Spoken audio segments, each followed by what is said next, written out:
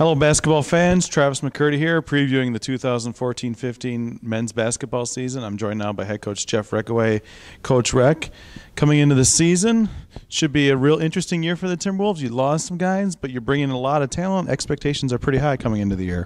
Well, you know, traditionally as you're building a program, hopefully every year you get a little bit better and a little bit more competitive. And we certainly feel like our guard play we have upgraded and depth this year. So we are excited about that. And I think we have the potential of being very competitive.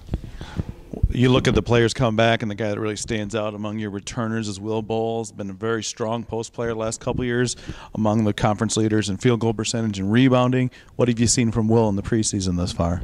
Seen some more leadership from Will. I mean, Will has done a tremendous job from his freshman year, especially his sophomore year and last year, as far as being consistent field goal shooting, rebounding.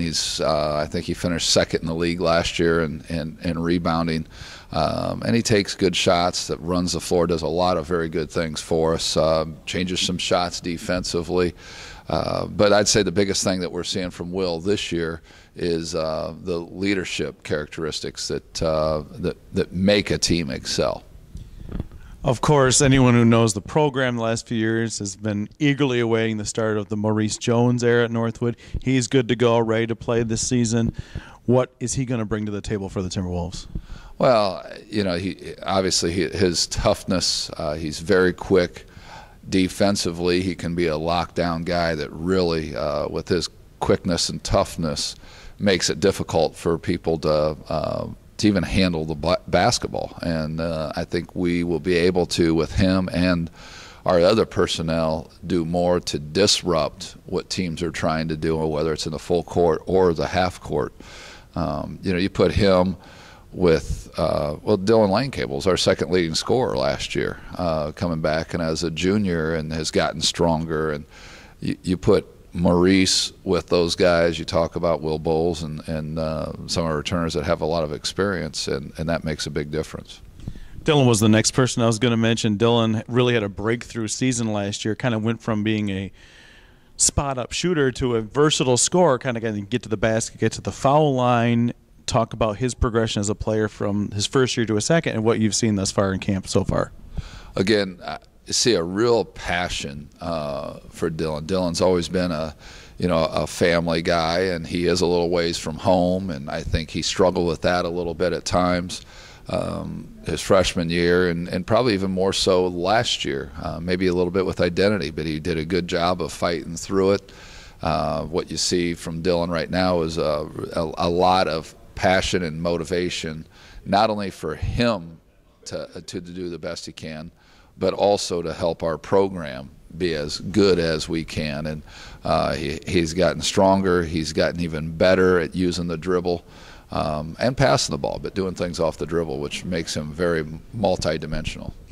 A lot of other guys coming back, Casey Boyle, Tony Johnson. I know Casey's in great shape, best I've seen. Talk about some of your other returners you're expecting to step forward this year.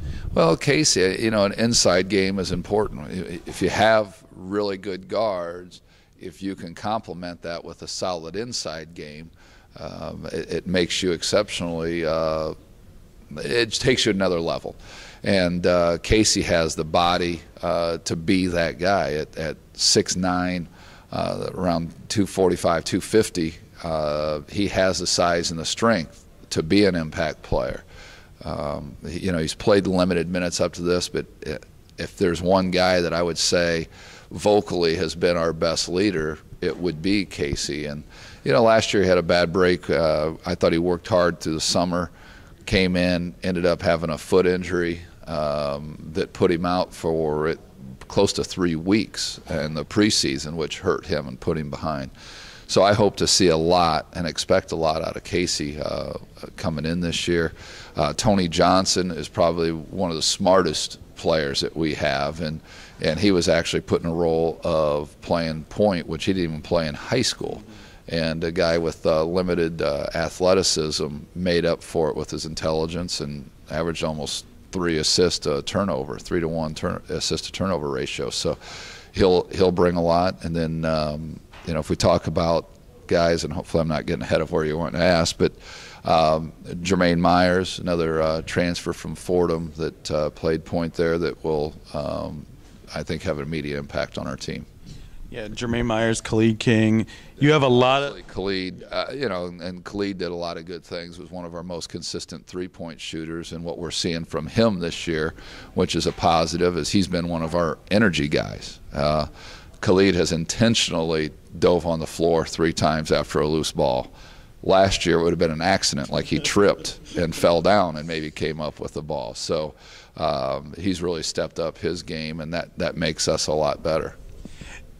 It's a different look this year. No Wes Wilcox, no Darvin Ham, guys like that.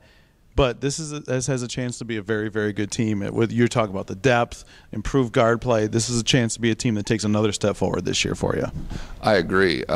It's hard to fill the shoes of Wes Wilcox, obviously, who was our leading scorer. Darvin Ham was probably, you look overall between rebounder, defender, he single-handedly got us started a lot of games, whether it was Saginaw Valley, Michigan, different games, Lake State.